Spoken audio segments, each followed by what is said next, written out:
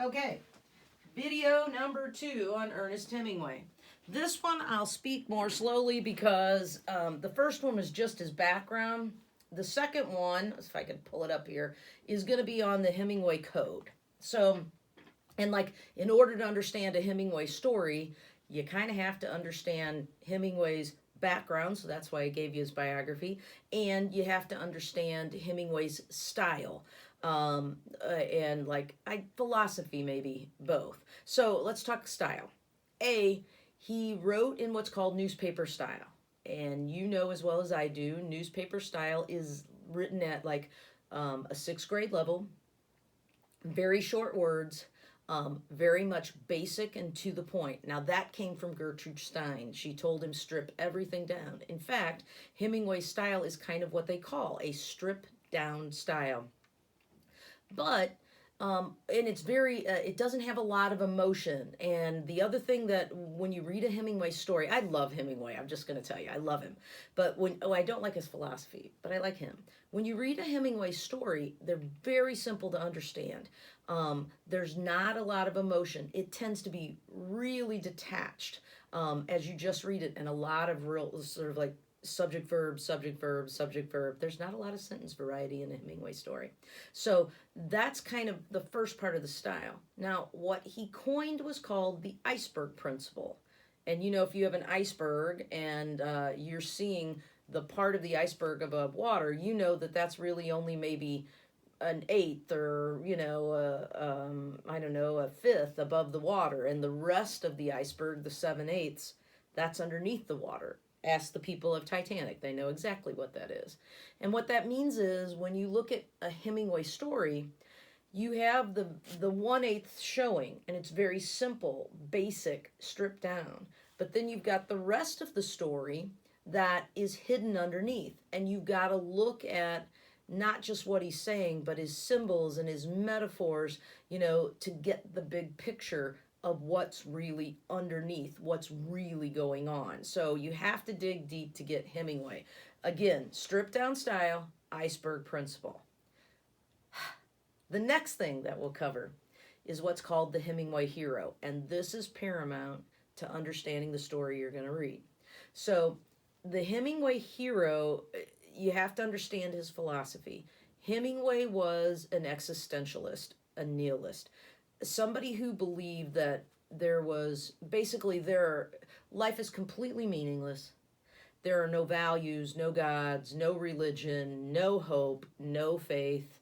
And you can imagine all this coming out of just, what is so depressing about World War I and the Depression and everything else.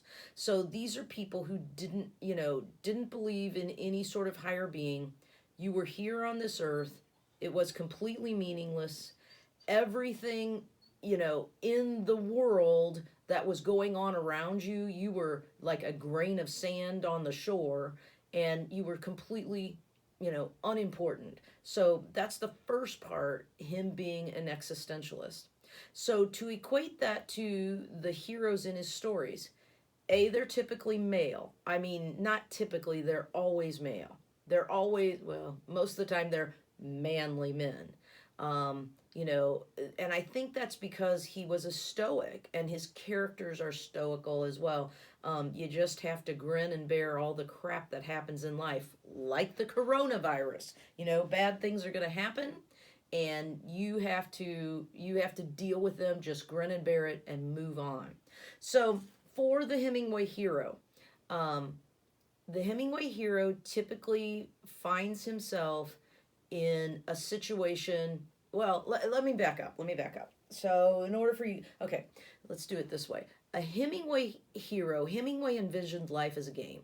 So, in any game, you play a game by the rules. If you're going to play soccer, the game of soccer tests your skill in that particular game as long as you play by the rules. You can't cheat. You can't pick up a soccer ball with your hands, run down the pitch, and throw it into the goal. That would be cheating. That you would not be a very good sportsman. Think of Hemingway's stories sort of having what's like the sportsman's code. There's always something going on in that game. So you might be hunting. And when you hunt, you have to follow the rules. Nobody hunts a deer. For those people who are deer hunters, we don't get into our trucks, load a shotgun, and chase down a deer at 100 miles per hour and shoot it. That would require no skill at all. And games test your skill, right? So in a Hemingway story, there's some backdrop of some kind of game. A lot of times it's soldiering, it's the war, but sometimes it's hunting or fishing. Think of The Short Happy Life of Francis McComber, where they're hunting Cape Buffalo, I think it is, and then finally the lion. But there's always some kind of game. That hero is going to be tested. His skill is going to be tested, right? If you look, though, if you look at man, and man is in a game, basically life is the game that we're all playing, right? And when you think about it, if we play life, everybody's starting at the same point. We start playing the game of life, and what happens?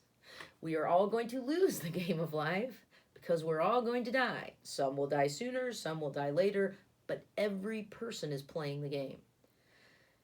If you can't win, right? If everybody's going to die, you can't win the game. But what you can do is play by the rules. Now here's the problem. Hemingway's heroes make up the rules because, again, there are no rules because life is meaningless. There's no God, there's no faith, there's no hope, right? But that hero plays by the rules with the understanding that life is meaningless, hopeless, sad, and depressing.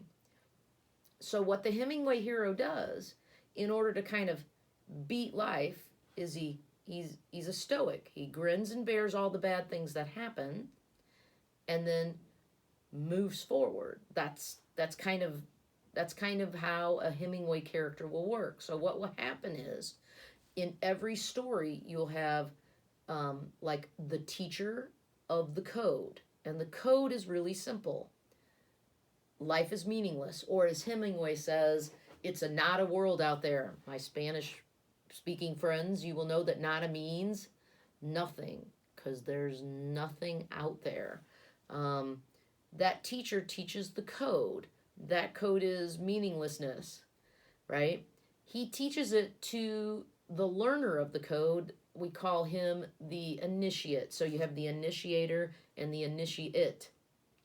The initiate is trying to learn the code, but the code is being taught by the hero. So for those people who read The Short Happy Life of Francis McComber, I can't remember, it's been a long time since I've taught it, but the Great White Hunter, whatever his name was, I feel like it was like Richard or something.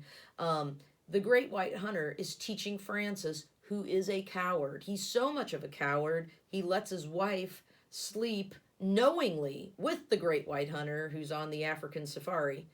But in the end, McComber is gaining strength and courage because he's going to, he had the thrill of killing, I guess it is the buffalo first. He kills the buffalo, or does the buffalo kill him? Yeah, he kills the buffalo first, and he shoots him head on.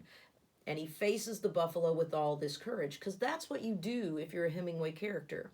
You know you're going to die. You know horrible things are going to happen, but you face it with courage. Hemingway called it grace under pressure, right? When everything is crumbling, instead of just giving up, you move on. It's kind of like a way, I guess, where you could say you beat death, or you have like this respite, this like kind of like rest from temporary rest, let's say, from death. You know it's going to happen, but just for a moment you stop everything, with that great courage. You overcome death, let's say. In a Hemingway story, though, you'll end up having that initiator teach the initiate that life is meaningless, but there are those moments where even in all the meaningless, you have that moment of grace where you're almost suspended in this heroic form because you face death. And by facing death, it's almost as if you've defeated it, but you have to face it with courage. So if you look at McComber at the very end, he's standing there facing the charging lion, right? And he ends up shooting and shooting and shooting, and the lion keeps coming at him. And the very end of the scene is his wife, Mrs. Macabre, shoots him in the back of the head, accidentally on purpose. Because we know that after this great heroic hunt, had Francis lived, he would have left her anyway, because he now has courage. So if you go back to Santiago in The Old Man and the Sea, it's not how many fish you catch, right? Or in Francis's case, how many lions you kill. It's playing by the rules. Francis stood up face to face with death in the form of the lion and, shot at him head on. Santiago brings in the fish, right? It's a massive fish, and it's not about even how big the fish is. It's the fact that he fished by the rules and brought the fish in, and even though the sharks ate it and there's nothing left, he still was an enviable hero. So just to kind of sum, in a Hemingway story, what the hero has to do is face some nothingness, the not a world, head on, knowing that he might die. And look, we all owe God a death. We're all going to die. He faces it head on, right, with courage to find that moment of grace. And maybe Hemingway would argue, I think he would probably argue, there's that moment where in all of the meaninglessness, there's just that moment of complete clarity, maybe moment of meaning for that hero. And then what the reader is supposed to do is see, how great that hero actually is. So if you go back to Macabre, the white hunter is the initiate, right, into the not a world, and Francis is I said that backwards. The great white hunter is the initiator, and he's initiating Francis into this not a world, this world of meaninglessness. I mean, where his wife is having affairs and is in control.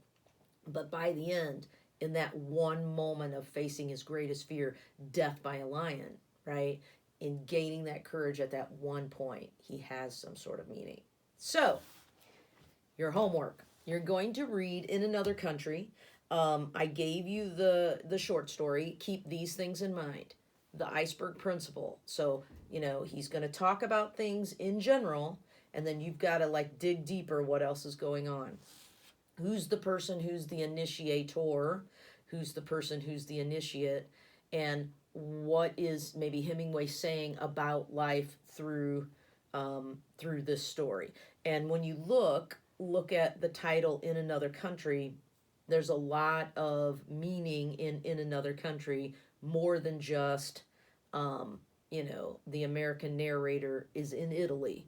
And yes, you'll find a lot of autobiographical references in the story. So that's the first one that you're going to read. The homework is due on Thursday. As long as I get it by 6 or 7 p.m., I'm fine with it. Shoot me an email with the homework, and I'll try to get it graded in a day. All right, guys? Sorry for the long background, but I'm just trying to teach the way I would in class. I probably would have gone a lot faster.